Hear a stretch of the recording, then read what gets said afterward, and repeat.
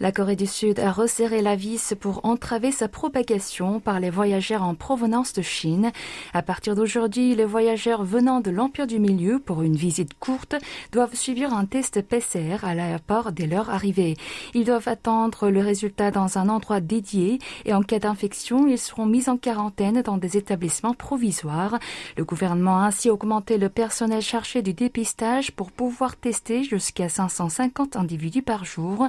Quant aux Sud-Coréens ou aux étrangers prévoyant un long séjour, ils doivent se faire tester dans les 24 heures après leur arrivée. Ils sont dans l'obligation de rester à leur domicile jusqu'à la divulgation du résultat.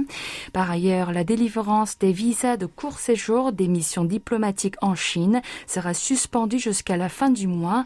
Néanmoins, les raisons humanitaires comme des funérailles ou des voyages d'affaires diplomatiques font exception.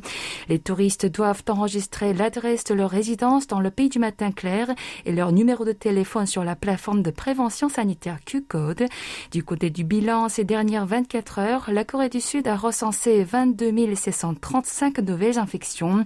Parmi elles, 35 sont importées, dont 3 depuis la Chine.